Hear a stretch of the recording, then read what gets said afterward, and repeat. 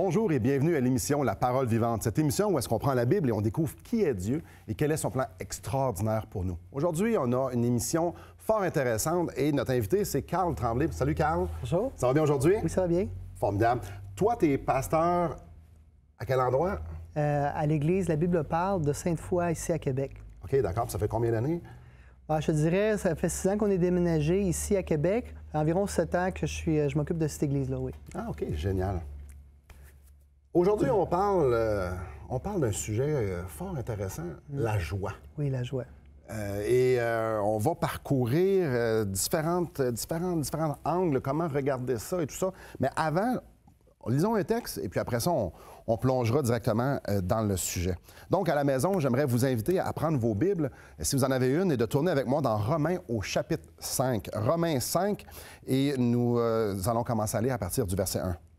« Étant donc justifiés par la foi, nous avons la paix avec Dieu par notre Seigneur Jésus-Christ, à qui nous devons d'avoir eu par la foi accès à cette grâce dans laquelle nous demeurons fermes. Et nous nous glorifions dans l'espérance de la gloire de Dieu. Bien plus, nous nous glorifions même des afflictions ou des épreuves, sachant que l'affliction produit la persévérance, la victoire dans l'épreuve et cette victoire, l'espérance. » Dans ce texte-là, il y a beaucoup d'expérience, il y a beaucoup de victoires, hein? C'est glorieux et tout ça. On aime avoir de la joie, c'est pour ça, au Québec, en tout cas, il y a énormément d'humoristes. On aime ça, on aime voyager, ça apporte tellement de joie à aller voyager. La joie prend plusieurs couleurs. Ce qu'il y a de particulier ici, c'est que l'apôtre Paul, ici, va nous dire qu'on se réjouit dans l'espérance de la gloire. Puis dans la traduction anglaise, c'est encore plus explicite. Il dit on se réjouit dans nos souffrances. Ça, se réjouir dans nos souffrances, c'est pas mal le contraire de ce que le monde dit aujourd'hui. Aujourd'hui, ce que le monde dit, c'est que pour être heureux, okay, le bonheur, okay, c'est que tes circonstances te soient favorables. Il faut que tu aies un bon emploi, il faut que tu aies le bon conjoint, il faut que tu ailles bien avec tes enfants, il faut que tu aies un bon fonds de pension. Alors là, tu es heureux. Mais ce que ce texte-là nous dit, c'est vraiment le contraire. C'est que nous, on peut se réjouir même quand on souffre. Et ça veut dire que le bonheur que le monde recherche et la joie que Jésus donne, c'est complètement différent. Ce que ça dit, c'est que dans ce monde-ci, il faut que tes besoins de base soient rencontrés. Il faut que ta job te stimule. Il faut que vraiment toutes les circonstances fonctionnent. Mais qu'est-ce qui arrive quand ça ne fonctionne pas? Vous savez, le bonheur dans ce monde est éphémère. Pourquoi? Parce qu'il est basé sur les circonstances. Donc, si tu ne veux pas avoir de problème avec le bonheur, si tu veux vraiment avoir la paix, eh bien, il faut absolument que le bonheur, tu ne le recherches pas. Vous savez, la grande majorité des gens à travers les siècles, si ça aurait été ça, la condition du bonheur, ils n'auraient jamais été heureux. Et pourtant, ils étaient capables d'avoir la joie quand même. Oui, parce que quand tu y penses, il y en a une gang qui ont vécu dans la pauvreté. La plupart ne savaient pas lire, travaillaient dans les champs. Les conditions de vie étaient extrêmes. Et même aujourd'hui, nous, on est en Occident, on est dans le 20 de la population mondiale qui vit bien. Même nos plus pauvres vivent encore très bien. Mais 80 de la population mondiale, ils n'ont pas, il n'y a pas le même bonheur, la même joie, les mêmes plaisirs que nous. Et à l'heure où on se parle, il y a énormément de gens au travers de la Terre qui sont en train de réfléchir, des parents, disent, on va aller porter nos enfants en adoption. Parce qu'on n'est plus capable, à l'orphelinat, parce qu'on n'est plus capable de s'en occuper des autres. Il y a des gens qui se font vendre, il y a des gens qui sont malades, qui n'ont pas de médicaments, il y a des gens qui meurent de faim. Ça, c'est toutes des réalités que pour nous, c'est dur à comprendre, parce qu'on vit dans un monde où on est sollicité d'aller chercher notre joie dans toutes les choses, comme tu parlais, des choses éphémères. Puis on le voit aussi, parce que, écoutez, j'écoutais une émission, je pense que c'est aux Nouvelles qui parlait de ça. Il parlait qu'on donnait des antidépresseurs à des adolescents. Aujourd'hui, on recherche la joie. On la recherche désespérément. On n'a jamais donné autant d'antidépresseurs à des gens, même à nos enfants, même avec le pot. C'est quoi le but de prendre de la drogue? C'est pas juste d'avoir le high. C'est de, pendant un temps, de ne pas penser aux circonstances qui nous font déprimer, qui nous font du mal. S'engourdir. On veut s'engourdir parce qu'on recherche la joie. On la recherche, mais on la recherche pas au bon endroit. Jésus offre une joie qui n'est pas basée sur les circonstances. Avant de mourir, juste avant de mourir, Jésus a dit à ses disciples, il a dit, vous n'allez plus me voir et vous allez être dans la tristesse. mais vous allez me revoir parce que je vais ressusciter et votre cœur va se réjouir et personne ne va pouvoir vous ôter votre joie. Imaginez-vous une joie qui ne dépend pas des circonstances. Même Paul va dire, on se réjouit dans la souffrance. C'est pas qu'on est masochiste, c'est qu'il y a une joie qui est offerte aux chrétiens, à ceux qui ont mis leur foi en Jésus. Et cette foi-là, tu peux l'avoir maintenant, elle ne dépend pas des circonstances. Alors, ça serait bien de savoir la différence entre le bonheur et cette joie-là. Oui, parce que, exemple, tantôt je disais, partir en voyage, c'est le fun. Ça l'apporte, exemple, Noël, ben, les enfants ont beaucoup de joie. C'est le fun d'avoir une sécurité financière. On n'est pas en train de dire qu'il n'y a pas de joie ou il n'y a pas de bonheur. On n'est pas en train de dire ça parce qu'ils en ont en train de dire que c'est éphémère. Oui, puis ces joies-là, ils pointent vers la véritable joie que Jésus nous offre.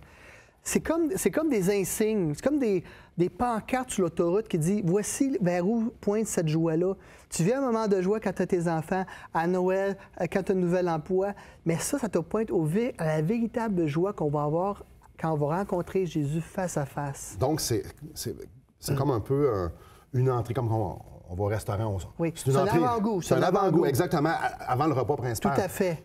Pour le chrétien, lui, il peut avoir le repas principal imparfait et un jour, quand il va mourir et qu'il va être avec le Seigneur, il va l'avoir parfaitement. Tout à fait. Donc, les gens, pour le reste de l'émission, on doit comprendre qu'on n'est pas en train de dénier qu'il y a de la joie, que c'est avoir un enfant.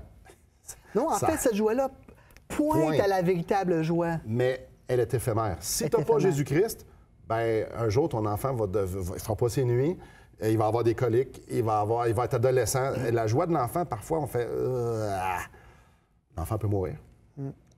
Et il y a quelque chose de plus permanent, en fait, de permanent, où est-ce qu'on peut s'ancrer, où est-ce qu'on peut vivre, pas dans la joie, Comme je dis, dans l'histoire, il y a plein de gens qui ont vécu des atrocités, puis étaient dans la joie. Et on va voir ça au fil de l'émission, comment aller chercher ça, se réjouir même dans l'affliction, dans les épreuves. Mais avant d'aller à la pause, j'aimerais vous offrir le livre « Destination finale » de Marc Cahill, un livre qui, justement, qui nous pointe vers Jésus-Christ, qui nous révèle, à partir des Écritures, c'est quoi le plan de Dieu pour moi, pour vous. Qu'est-ce que Jésus vient faire dans l'histoire de l'humanité? Donc, tout ce que vous avez à faire pour vous le procurer, appelez-nous ou allez sur notre site Internet et demandez « J'aimerais avoir le livre que Simon parle » et ça va nous faire plaisir de vous l'acheminer quand même assez rapidement, directement à votre porte. Donc, restez avec nous et après la pause, on continue sur le sujet de la joie.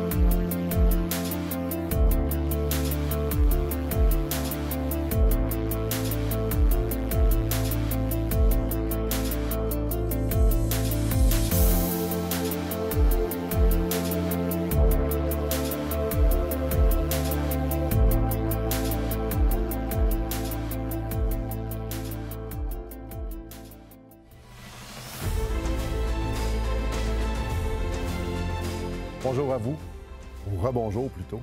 Donc, on est en train de parler de la joie. On a parlé de la joie qui nous est disponible, qui est incomplète. On a parlé d'une joie complète. Peux-tu élaborer un peu sur cette joie complète-là, celle que Jésus-Christ offre? OK. Simon, avant que Jésus ressuscite les morts, avant qu'il guérisse les lépreux, avant qu'il guérisse les aveugles, quel était son premier miracle? En effet, c'est assez spécial. Son premier miracle, c'est qu'il a changé l'eau en vin dans une fête, dans une célébration de mariage. Le mariage. C'est spécial parce que dans un mariage, on danse, on se réjouit, on chante. Et le premier miracle que Jésus a fait pour inaugurer son ministère a été de de changer l'eau en vin. Et ce qu'il y a de particulier avec ça, c'est que ça nous indique que Jésus a rajouté de la joie à une fête en prévision d'une future fête qui s'en venait. Le ministère de Jésus a été caractérisé par la joie. C'est pour ça qu'il a fait ce premier miracle-là. La deuxième chose aussi, si on regarde dans les Actes des Apôtres, le premier miracle à la naissance de l'Église, ça a été quoi? À la Pentecôte, il y a eu... Le Saint-Esprit est descendu Exactement. sur les disciples qui étaient dans la chambre haute. Qu'est-ce qui s'est passé? Les gens ont été tellement remplis de joie, ils sont sortis dans les rues, ils ont loué le Seigneur, puis les gens, quand ils les ont vus, ils pensaient qu'ils étaient sous. Ils pensaient qu'ils étaient sous, tellement qu'ils avaient une joie qui débordait. Imaginez-vous quelle sorte de joie que c'était. Qu'est-ce que ça nous dit, ça, au sujet de la joie? C'est que c'est une promesse de la joie.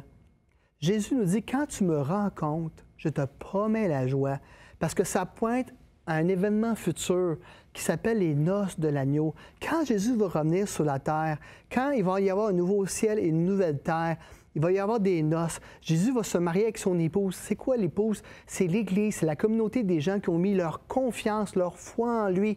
Ça va être tellement complet, comme tu disais tantôt. Cette joie-là ne sera comparable à aucune autre joie. Et ça, c'est la promesse d'une joie future.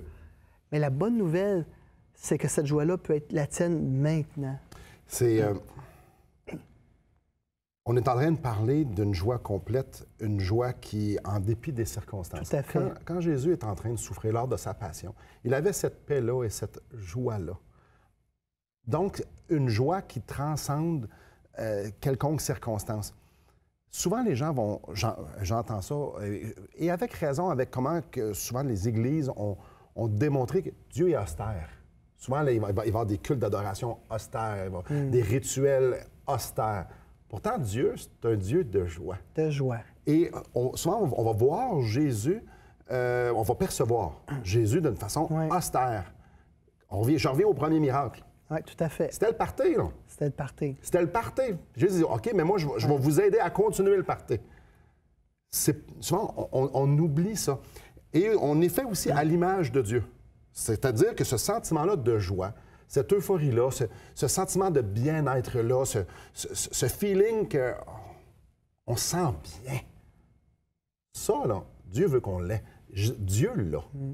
Et quand on va être avec lui, ça va être dans une perfection. Et aujourd'hui, Jésus-Christ veut nourrir ça chez les chrétiens. Donc, on est en train de parler ici de... En tout cas, moi, c'est un sujet que j'aime bien gros, là. Surtout qu'aujourd'hui, on la recherche tellement, puis elle nous échappe tellement, parce qu'on ne recherche pas au bon endroit. Imaginez-vous avoir une joie qui, malgré les épreuves, continue. Jésus, avant de mourir, c'est ça. Jésus, avant de mourir, quand il a dit, ça va être comme un accouchement. Quand une femme vient pour accoucher, elle éprouve de la tristesse, mais elle va éprouver de la joie à cause qu'un petit enfant va naître. Eh bien, cette joie-là, Jésus nous la donne. Il donne une joie qui a une espérance devant lui. Un jour, cette joie-là va être parfaite. Ton avenir est sécurisé. À cause de ce que j'ai fait dans ton passé, j'ai payé pour tes fautes. Ton passé n'a plus de futur. Mais à cause de mon passé, tu as un futur. Mais la bonne nouvelle, c'est que ton présent aussi est assuré parce que ton futur est certain. C'est une promesse. J'ai envoyé mon Saint-Esprit. Ça a inauguré l'Église en voulant dire, voici, c'est pour vous cette joie-là. Cette éternité-là avec moi, elle va être parfaite, mais vous pouvez l'avoir maintenant. C'est pour ça que dans Romains, qu'on a lu, le passage qu'on a lu, Paul exprime aux Romains, non, je vais me glorifier de mes afflictions, je vais me glorifier de mes épreuves, de mes circonstances qui sont vraiment difficiles. Puis Paul a eu des circonstances très difficiles. Puis, je vais me glorifier de ça parce que ça pointe vers, j'ai les yeux fixés vers la victoire, vers mon espérance, vers Jésus-Christ. Je suis rempli de joie parce que je sais exactement où est-ce que je m'en vais. Tout à fait. Où est-ce que je m'en vais.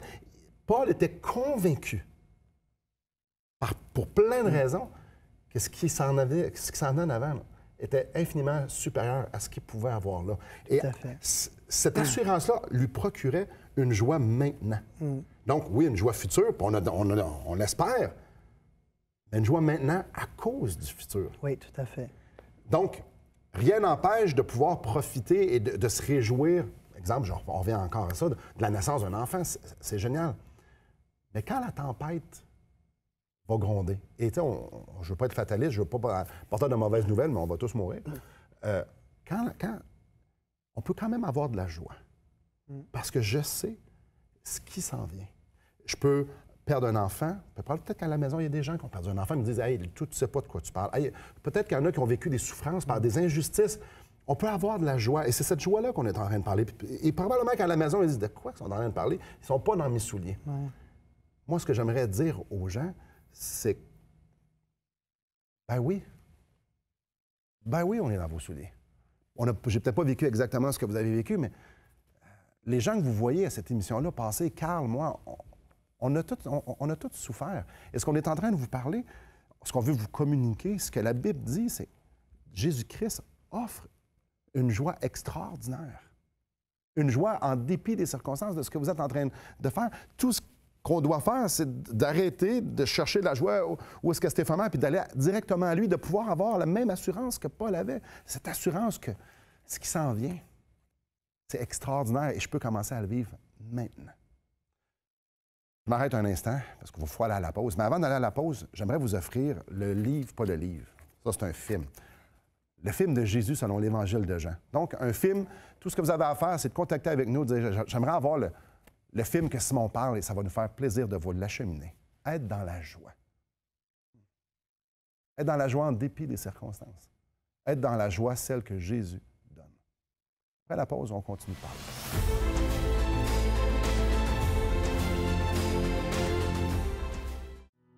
Assistez à un merveilleux déjeuner de l'espoir dans votre région. Un invité vous racontera comment Dieu a transformé sa vie et comment son cœur, souffrant, a trouvé une joie indicible en développant une relation personnelle et intime avec Dieu et son Fils Jésus-Christ. Des églises locales organisent de tels déjeuners dans plusieurs régions du Québec. Découvrez où et quand vous pouvez assister à un déjeuner de l'espoir dans votre région en visitant le site espoir.ca et en cliquant sur l'onglet « Déjeuner ». Oui, la joie. On vous a parlé depuis tantôt, la joie de Jésus. Avant d'être crucifié, il était dans la joie. Il me semble que ce serait intéressant que les gens puissent développer ça, que les gens puissent bien comprendre c'était quoi la joie de Jésus, puis si elle est disponible pour nous. La joie de Jésus peut être la tienne maintenant. C.S. Lewis, celui qui écrit, vous savez, les livres sur Narnia, oui. Il s'est converti au christianisme. Il est parti sur une base athée, puis tranquillement, il s'est rendu jusqu'au christianisme. Et il a écrit un livre qui s'appelle « Surprised by Joy », qui se traduit « Surpris par la joie », où il raconte sa conversion à l'Évangile. Ce qu'il dit, là, puisque moi et toi, on a vécu, c'est que lorsqu'on a rencontré Jésus pour la première fois, le résultat était la joie. Absolument. La joie dans la vie du chrétien, c'est inévitable. S'il y a des choses qui font qu'on ne la vit pas, c'est parce qu'on ne regarde pas au bon endroit. C'est-à-dire qu'on base notre bonheur sur les circonstances, sur les choses favorables de notre vie. Ou des personnes. Ou des personnes pour dire « là, je suis heureux ». Alors que la Bible nous base ça sur la rencontre avec Jésus-Christ. Le mot « évangile », c'est le mot « évangélion » qui veut dire la nouvelle de la joie. L'Évangile, c'est littéralement la nouvelle de la joie qui peut être la tienne. La bonne nouvelle, c'est que même à travers les épreuves, quand on vit des épreuves, de la souffrance, c'est que si on passe par le feu, il va être avec nous. Comme Isaïe nous dit, si on passe par les eaux, il va être avec nous. La bonne nouvelle, c'est que même si on passe à travers ces choses-là, il va être avec nous. Ce qui veut dire que sa joie aussi va être avec nous.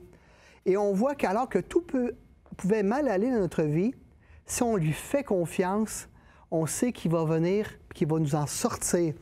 Parce que la joie, là, le contraire de la joie, c'est pas la tristesse. C'est le désespoir. D'être sans espoir dans ce monde, c'est le contraire de la joie. C'est pour ça que Dieu dit, je vais être avec toi lorsque tout va mal aller. Je vais être avec toi quand le feu va sembler te consumer, mais il ne va pas te consumer. Quand les eaux, là, tu penses en avoir par-dessus la tête. En fait, non, c'est pas vrai. Tu vas flotter par-dessus parce que c'est moi qui vais être avec toi. La promesse, c'est pas qu'on ne va pas passer au travers des épreuves. La promesse, c'est qu'il va être avec nous et que sa joie va être avec nous. Donc, pourquoi ça? Parce qu'il nous a sauvés de la seule tempête qui pouvait nous faire couler au fond. Celle de la colère de Dieu contre nos péchés. Il a payé pour ça à la croix. Et vous savez, la joie dans l'espoir que Dieu nous a sauvés, c'est une joie merveilleuse parce qu'on sait que notre futur, à cause de qu'est-ce qu'il a fait à la croix, est assuré. L'espérance de la gloire qui s'en vient d'un nouveau monde où il n'y aura plus de mal, où ce que moi et toi, on va ressusciter, nos proches qui sont morts en Jésus-Christ vont ressusciter. Comme tu dis, le fait de rencontrer Jésus face à face, il va y avoir une joie complète et permanente. Spurgeon a dit quelque chose de particulier. Il a dit, « J'ai appris à embrasser la vague qui me lance contre le rocher des âges. » Le rocher des âges, c'est Jésus-Christ. Ouais. Il a appris à embrasser les épreuves de sa vie. Pourquoi? Parce que ces épreuves-là l'ont rapproché de Dieu. Quand tout va mal, ou tu penses que tout va mal, mais Dieu est en contrôle, il te dit « Je suis avec toi ». La bonne nouvelle, c'est tu sais quoi? C'est qu'au lieu de te priver de joie, ça te fait plonger encore plus dans la source de ta joie qui est quoi? Jésus-Christ. Pourquoi il est pour toi? Il te l'a prouvé il y a 2000 ans. Il est mort sur la croix. Tu peux dire, oh, je le sens pas.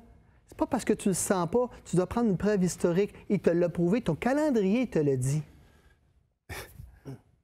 Quand mes enfants étaient plus petits, probablement que beaucoup d'enfants sont comme ça. Quand il y a des tempêtes, des éclairs et tout ça, inévitablement, je n'avais un des trois qui arrivait toujours la même chose.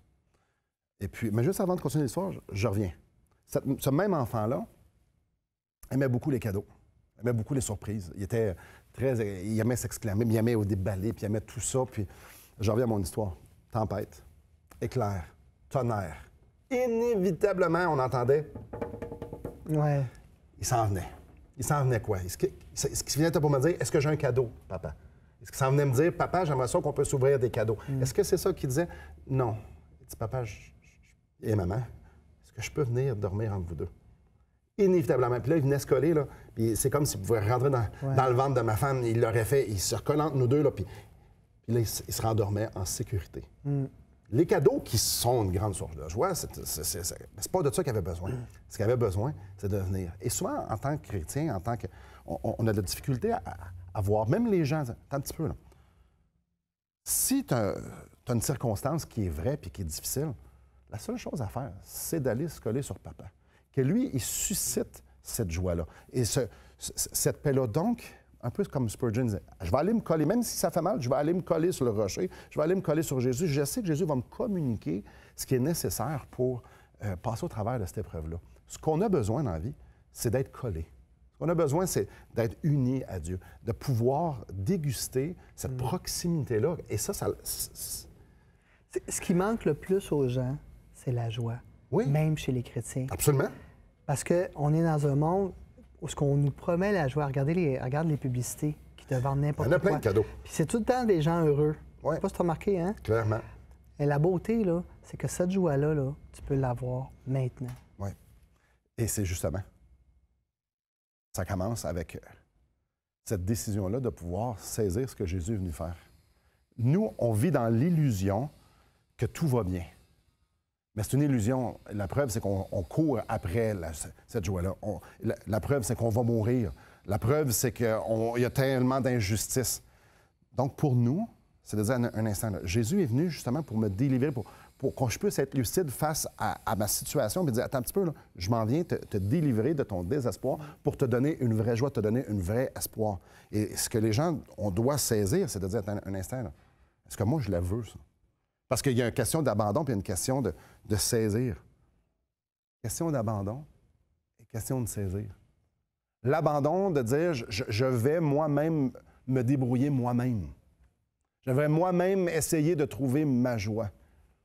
Comme j'ai dit, comme Carl le dit, c'est Jésus-Christ, c'est Dieu qui va nous communiquer ça.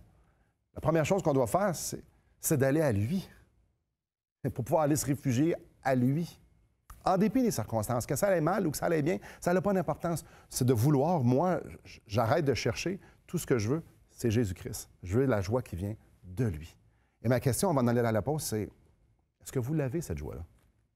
Celle qui vient de Jésus-Christ. Celle qui ne part pas à cause que vous venez de vous faire diagnostiquer un cancer ou que quelqu'un meurt près de vous. Cette joie, en dépit des circonstances, cette joie que Jésus avait alors, à l'aube, c'était pour se faire crucifier. Je vous pose la question. Est-ce que vous êtes prêt, papa, par Jésus-Christ? Réfléchissez. Et après la pause, on va terminer l'émission justement en découvrant comment on peut s'approprier ça. Cette joie, celle que Jésus a et celle qu'il veut nous donner. Restez avec nous.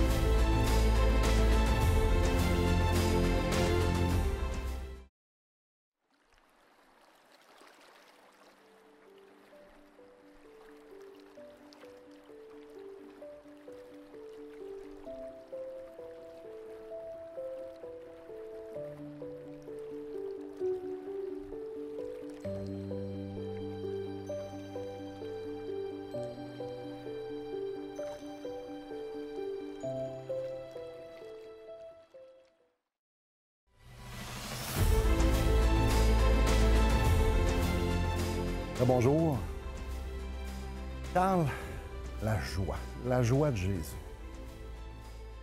La première chose, le premier miracle que Jésus a fait, c'était lors d'un mariage. Il a changé l'eau en vin. Il a permis à une fête de se réjouir encore plus. Le premier miracle lors de la naissance de l'Église, c'était l'infusion du Saint-Esprit. Les gens ont été remplis de joie, sont sortis dans les rues pleins de joie. Ce que ça nous dit, c'est que la joie chez le chrétien, c'est inévitable. C'est une promesse qu'aujourd'hui, tu peux avoir cette joie-là. Alors qu'on parlait de ce... Au fil de l'émission, j'avais une histoire moi-même, et je ne l'ai jamais partagée encore. Je la partage aux gens. Il y a plusieurs années, quelques années, j'allais vraiment pas bien, j'avais plein de symptômes dans mon corps. J'allais vraiment, vraiment, vraiment pas bien. Et puis, je suis allé voir le docteur. Ma femme m'y a contraint. Elle m'a dit, tu vas aller voir le docteur. Je suis allé voir le docteur. Puis le docteur, il n'était pas rassuré du tout. Le docteur me dit, on va passer des tests d'urgence, toutes pleines de tests. Il dit, ça va être... le docteur dit, ça risque d'être difficile. Elle dit, prépare-toi. On va se rencontrer dans une semaine. Elle dit, prépare-toi à avoir une mauvaise nouvelle. Je suis sorti du bureau du docteur, le sourire jusqu'aux lèvres. C'est comme ça que les gens se sentent quand il leur reste 3 mois à vivre. Mm. Et là, j'embarque dans ma voiture et je me mets à pleurer.